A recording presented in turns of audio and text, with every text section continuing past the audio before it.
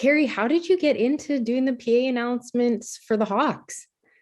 Well, they asked me to do it.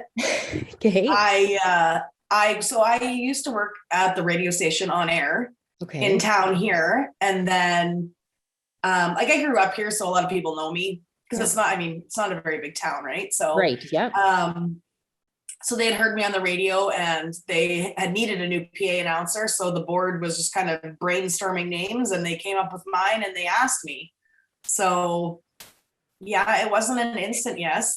Yeah. That sounds like being play by play. And I said one and done. Right. Oh, so you do the play by play. I did. Yeah. This past season, I did the play by play for the Ice Wolves. Yeah. Awesome. Yeah. So, but when we went to Nipawin for when we first met you, we were there because our son's under 13 team played your guys' under 13 team. And then we stayed Okay. for that game there. So, so you grew up in Nipawin then. Have the Hawks always kind of had a little special place in your heart? Is that what kind of helped you to eventually say yes? Yeah, for sure. Like I grew up going to the Hawks games, and then like I have a husband and two kids, and we had season tickets, so we were always going. And my husband likes to stand up in the corner by the board, so it was just me and the girls sitting there. So I thought, well, whatever, why not? My girls can still sit with me. I'm already there. And well, like I said, I didn't think, oh, there's your daughter. That's a can you just wait, sweetie? Okay. Sorry. Yeah. That's okay. That's okay. So yeah, like my initial was, oh God, no. Like, oh no. And I think originally I thought that, because I had never heard of a woman doing it before. Mm-hmm, and so my thought was that I was going to have people going, what? Why is there a female voice doing this? So that was my initial no.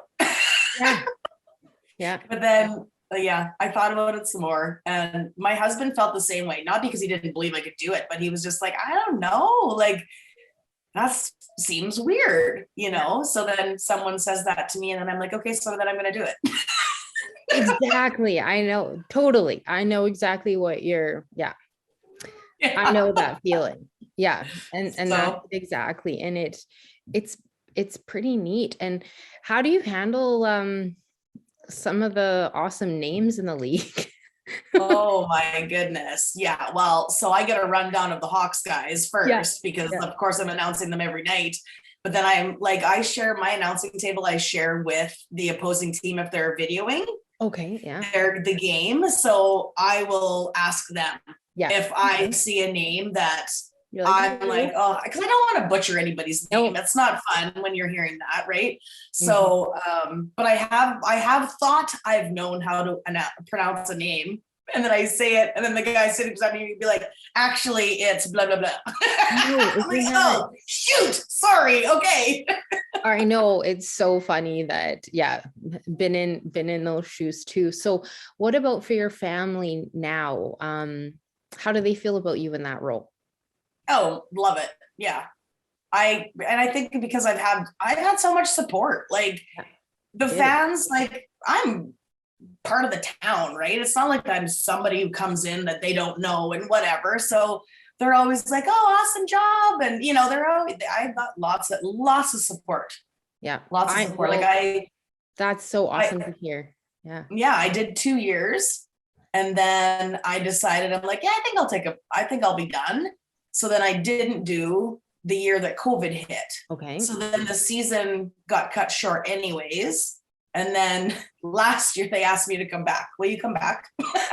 Yeah. Well, so I'm like, okay, yes, I'll come back. Good. That's awesome. Yeah. And I remember that game being there. One, you were so friendly walking through the stands, but two, I remember the first time, and I did say to my husband, wow, they have a woman doing this. And I just thought, that's awesome. And I never actually thought that that's like something that a woman would do. Like when you're thinking about roles in organizations and what way you could be, a part of one of those things, that never came to mind ever. And I know. And I'm like, why not? Like, yeah. It's been a learning process. Like when I first started, I was so nervous, and because the guy before me, Howard, I think was his last name. He had a kid on the team. And he wasn't from town, and he always just came to the games, and he had a big booming voice. And so I was like, oh my God, I'm not going to live up to that. Right. So I was kind of like this in the microphone. And then I'm like, no, because that doesn't make an atmosphere. So then I'm like, just stop worrying about everybody looking at you, because nobody's looking at you. They're watching the game.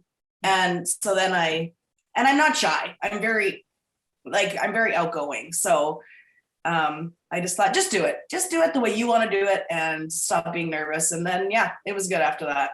I like what you just touched on, because it's something that I feel, and it like, I guess there's like a proper term for it called like imposter syndrome.